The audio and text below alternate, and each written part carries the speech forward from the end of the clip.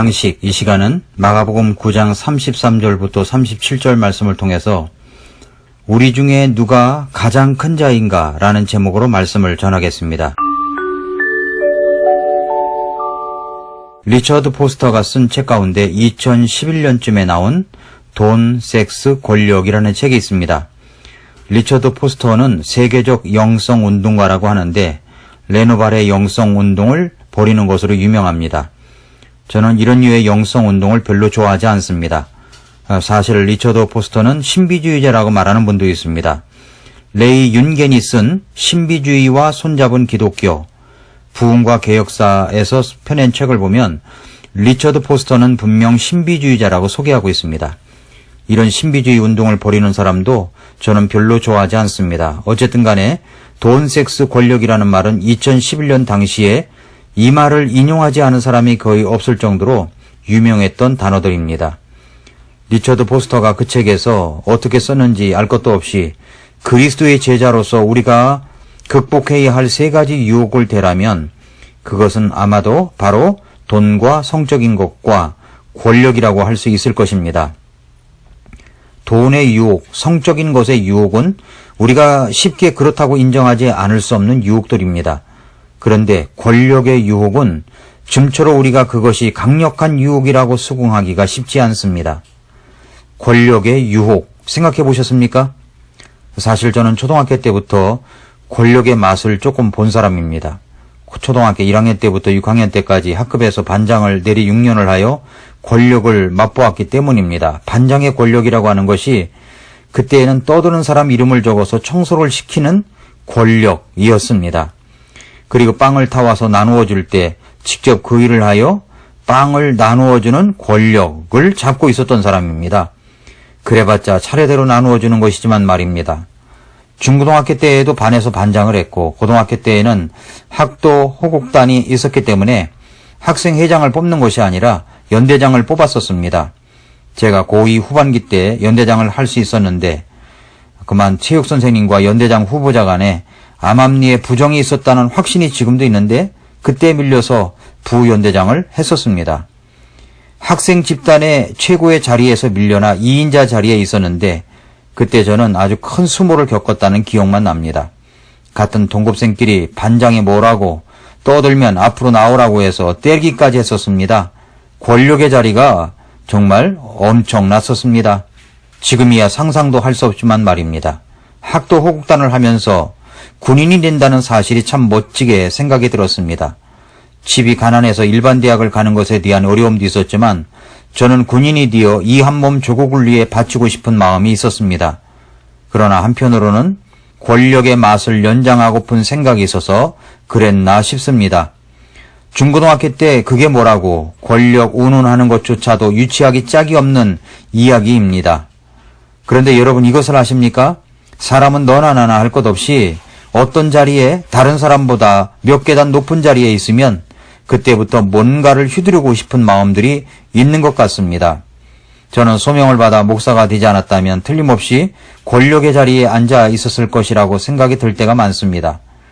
그런데 이런 권력의 자리가 사실 국회의사당에만 있는 것이 아닙니다. 이 권력을 휘두르는 자리가 정치권에서만 있는 것이 아닙니다. 이 권력의 갈등 구조는 가정에도 있다는 것을 아십니까? 부부싸움을 할 때 생각해 보십시오. 부부싸움을 하는 모습을 보면 주도권 싸움인 것처럼 느껴집니다. 누가 권력을 잡는가 하는 싸움인 것 같습니다. 고부간의 갈등도 그렇습니다. 시어머니는 며느리를 꽉 잡으려고 합니다. 며느리는 그런 구조 속에 들어가지 않으려고 합니다. 권력의 갈등입니다. 자식이 부모에게 특히 아버지에게 대들 때 정말 속상합니다. 그때 드는 생각이 무엇입니까? 감히 아버지한테 대들어? 권력에 대한 갈등 구조의 표출입니다. 그러니까 두세 사람이 모인 곳에 그곳에 권력 갈등 구조가 있습니다. 교회 안에서도 모일 때도 그렇습니다. 교회의 모든 자리는 봉사의 자리입니다. 일을 하기 위해서 필요에 의해서 교회의 여러 자리들이 만들어집니다. 그러나 교회의 자리조차도 계급화시키려고 하다 보니까 성경에도 없는 직분들을 만들어내는 것입니다. 성경엔 직분이 목사와 집사뿐입니다. 그것도 남자에 한해서입니다. 그런데 여자 집사를 세웁니다. 권찰, 권사, 장로, 여자들에게도 이런 직분을 남발합니다. 심지어 요즘은 여자 목사까지 생겨났습니다. 성경엔 없는 직분입니다. 직분은 남자에 한해서만 할 수 있는 것인데 교회에 얼마 나가지도 않았는데 모두 집사라는 직분을 갖고 있습니다.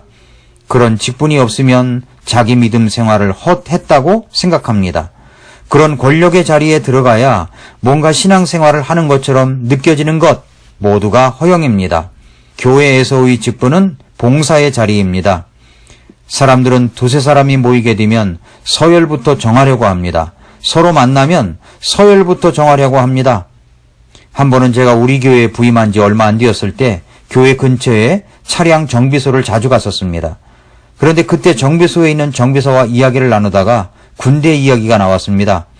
저는 수송부 출신이라고 하니까 군번이 어떻게 되느냐고 묻습니다. 그래서 생각 없이 군번을 대었습니다. 13 어쩌고 이렇게 됐습니다. 그랬더니 그분이 하는 말이 네, 한참 후배네 하는 것입니다.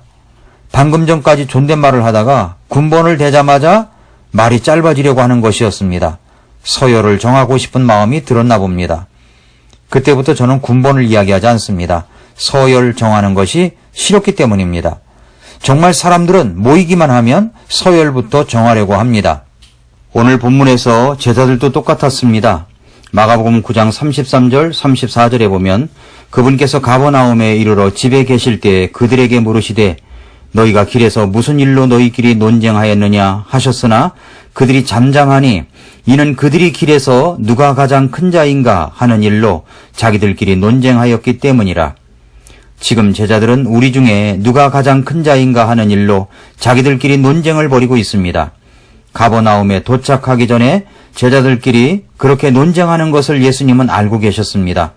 그런데도 침묵하시고 가버나움에 도착하셔서 집에 계실 때 제자들에게 조용히 물었습니다. 너희가 길에서 무슨 일로 너희끼리 논쟁하였느냐? 제자들은 대답을 할 수가 없었습니다. 예수님은 제자들에게 누가 가장 큰 자인가 하는 문제 때문에 논쟁을 벌였던 제자들에게 누가 정말 큰 자인지에 대해서 가르치십니다. 35절에서 그분께서 앉으사 12제자를 불러 그들에게 이르시되 어떤 사람이 첫째가 되고자 하면 바로 그 사람은 모든 사람의 말째가 되며 모든 사람의 종이 되어야 할지니라 라고 하셨습니다. 첫째가 되고자 한다면 모든 사람의 말째가 되어야 합니다. 가장 큰 자가 되려고 한다면 모든 사람의 종이 되어야 한다는 원리입니다. 왜 사람들이 첫째가 되려고 하고 가장 큰 자가 되어야 한다는 생각만 갖고 있는 것입니까? 교회 안에서조차 말입니다. 그것은 진정한 섬김의 원리를 모르기 때문입니다. 진정한 서번트 리더십, 종의 리더십을 모르기 때문입니다. 진정한 섬기는 자, 주님 안에서 진정으로 큰 자가 되려면 예수님께서 말씀하신 말제의 원리, 종의 원리를 알고 있어야 됩니다. 그렇게 섬기는 자가 되기 위하여 우리가 극복해야 할 것이 있습니다. 첫째는 우월주의 의식입니다. 내가 너보다 잘났다고 하는 의식입니다. 그래서 과장을 합니다. 거짓말을 보탭니다. 그렇게 해서라도 자신이 우월하다는 것을 보이고 싶어 합니다. 자동차로, 명품으로, 돈으로 과시합니다. 다 우월의식입니다. 제자들에게도 바로 이런 우월의식이 자리 잡고 있었던 것 같습니다. 그들은 예수님께서 변화산에 올라가실 때 베드로와 야고보와 요한만 데리고 가셨었을 그때에 아마도 우리 중에 누가 으뜸이지? 라는 생각을 했었을 것 같습니다. 그 연장선상에서 그들은 누가 우리 중에 으뜸인가 하는 문제를 놓고 논쟁을 벌인 것입니다. 그러나 예수님은 마가복음의 중심 구절인 마가복음 10장 45절에서 이렇게 말씀하셨습니다. 사람의 아들은 섬김을 받으러 오지 아니하고 도리어 섬기며 자기 생명을 많은 사람의 대속물로 주려고 왔느니라 하시니라. 섬김을 받는 자가 아니라 섬기는 자가 큰 자입니다. 둘째로 우리가 또 극복해야 할 것은 이기주의를 극복해야 합니다. 섬김의 정신이 순수하지 못할 때 그 밑바닥을 보면 이기심이 깔려 있습니다. 자기 중심적인 생각, 나를 과시하고 은근히 대접받고 싶어하는 생각, 그리고 자기의 이익을 별도로 추구하려는 생각들이 봉사와 헌신의 밑바탕에 깔려 있을 수 있습니다. 우리는 정말 예수님의 종이라고 생각하기도 합니다. 그러나 진짜 종 취급을 받을 때 어떻게 반응하느냐를 보면 그 사람이 참된 종인가를 알 수 있을 것입니다. 종은 대가를 바라지 않습니다. 종은 누가 알아주지 않을지라도 그저 섬길 뿐입니다. 왜 제자들이 이렇게 우월주의와 이기심에 사로잡혀 우리들 중에 누가 큰 자인지를 확인하고 우쭐대고 싶었을까요? 그것은 예수님께서 주신 말씀들을 놓쳤기 때문입니다. 예수님께서 사람들이 나를 누구라고 하느냐, 너희는 나를 누구라고 하느냐 라고 물으셨을 때가 있었습니다. 그때 베드로가 나서서 이렇게 대답했습니다. 마가복음 8장 29절에서 그분께서 그들에게 이르시되 그러나 너희는 나를 누구라고 하느냐 하시니 베드로가 그분께 대답하여 이르되 주는 그리스도시니이다 하매. 이 대답은 정답이었습니다. 주님은 그리스도 메시아이십니다. 구세주이십니다. 그러면서 예수님은 제자들에게 이 말씀을 해주셨습니다. 마가복음 8장 31절에서 또 그분께서 사람의 아들이 반드시 많은 일들로 고난을 당하고 장로들과 수제사장들과 서기관들에게 버림받아 죽음을 당하며 사흘 뒤에 다시 일어나야 할 것을 그들에게 가르치기 시작하시되 드러내놓고 그 말씀을 하시니라고 했습니다. 처음으로 예수님께서 그분이 지셔야 할 십자가와 부활에 대해서 가르치셨습니다. 그리고 또 마가복음 9장 31절에 보면 이는 그분께서 자기 제자들을 가르치며 그들에게 이르시되 사람의 아들이 사람들의 손에 넘겨짐에 그들이 그를 죽일 것이요 그가 죽음 당한 뒤에 셋째 날에 일어나리라 하셨기 때문이라 라고 했습니다. 예수님은 벌써 2번씩이나 제자들에게 십자가에서 죽으실 것과 다시 살아나실 것에 대하여 가르치셨습니다. 그러나 제자들은 이 말씀에 대해서 어떻게 반응했습니까? 절대로 그런 일은 일어나지 않아야 한다고 말하는 베드로. 그리고 9장 32절에서는 말씀 그대로 이야기한다면 이렇습니다. 그러나 그들은 그 말씀하신 것을 깨닫지도 못하고 그분께 묻기도 두려워하더라 라고 했습니다. 말씀하신 것을 깨닫지를 못했습니다. 십자가의 죽음과 부활에 대해서 그들은 그저 두려워하기만 했습니다. 깨닫지를 못했습니다. 사랑하는 성도 여러분, 왜 사람들이 그렇게 우월의식에 사로잡히고 이기심의 노예가 되어서 자기만 높이려고 하고 섬김만 받으려고 하는 것입니까? 그것은 예수님께서 지셨던 십자가의 진정한 의미를 모르기 때문입니다. 깨닫지 못하기 때문입니다. 예수님은 이렇게 말씀하셨습니다. 첫째가 되고자 하면 바로 그 사람은 모든 사람의 말제가 되며 모든 사람의 종이 되어야 할지니라. 이 말씀의 원리를 깨달아 아시겠습니까? 예수님의 십자가의 고통과 섬김과 다시 일어나신 부활을 안다면 우리는 내가 있는 자리에서 예수님처럼 종의 모습으로 섬기는 것입니다.